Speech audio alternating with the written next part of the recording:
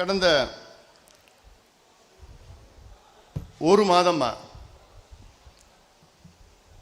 எனக்கு பயங்கர மன உளைச்சல், தூக்கம் இல்லை.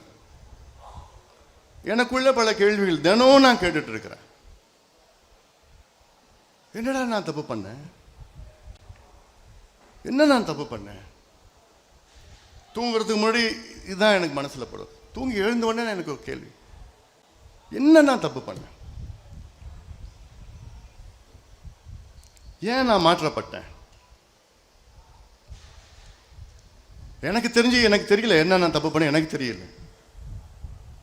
ஒரு மாசமா ரொம்ப மன உளைச்சல் நான் இருக்கிறேன். என்னுடைய நோக்கம், என்னுடைய லட்சியம், என்னுடைய கனவு எல்லாமே ஐயாவுடைய கனவு, ஐயாவுடைய லட்சியத்தை நிறைவேற்றுவதுதான் என்னுடைய கனவு. வேற என்ன இருக்க போகுது?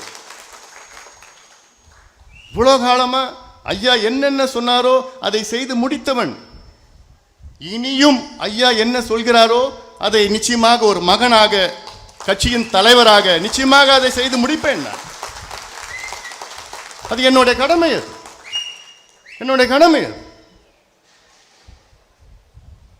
நம்ம இலக்கு என்ன? சமுதாயம் முன்னேறினால் தமிழ்நாடு முன்னேறும்.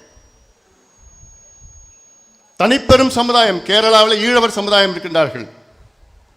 அவர்கள் தனிப்பெரும் சமுதாயம். அவர்களுக்கு அங்கே 14 விழுக்காடு இடஒதுக்கீடு. தமிழ்நாட்டில் வன்னியர்கள் தனிப்பெரும் சமுதாயம், எதுவும் கிடைக்கல. ஆனா அரசு என்ன சொல்லுது? வன்னியர்கள் 10%, 12%, 13% வந்துட்டாங்க, பொய் தகவல் சொல்லிட்டு இருக்கு. இது ஒண்ணு போதும். அன்னைக்கு 36 ஆண்டுகளுக்கு முன்பு நீங்க 10% வன்னியர்கள் நீங்க கொடுத்திருந்தீங்கன்னா, 20% எம்பிசியில் 10% வன்னியர்கள் கிடைச்சிருந்ததுன்னா, இந்நேரம் குறைஞ்சது ஒரு 10 பேர் போலீஸ் உயர் அதிகாரியா வந்திருப்பாங்க. டிஜிபி, டிஐஜி, ஐஜி, ஏடிஜிபி வந்திருப்பாங்க. ஒருத்தர் தான் வந்திருக்கிறார். நான் என்ன அர்த்தம்? நமக்கு 1% தான் கிடைக்குது இடஒதுக்கீட்டில், 20%. இதுக்கு தான் உயிர் நீத்தாங்களா? இதுக்கு தான் தியாகம் செஞ்சாங்களா? நத்தமேட்டில் தியாகம் செஞ்சாரு மயில்சாமி, இதுக்கு தான் செஞ்சாரா? சுப்பிரமணி செஞ்சாரு, சுப்பிரமணி இதுக்கு தான் செஞ்சாரா? தியாகம் செஞ்சாரா? இல்லை 21 தியாகிகள் அன்னைக்கு முதல் நாள், அந்த ஒரு வாரத்தில் 27 தியாகிகள் உயிர் நீத்தாங்க. அன்னைக்கு அந்த ஒரு வாரம் சாலை மறியல் மட்டுமல்ல, இது வரைக்கும் நூற்றுக்கணக்கானவர்கள் இந்த இயக்கத்திற்காக, கட்சிக்காக. நான் கேட்கறது என்ன?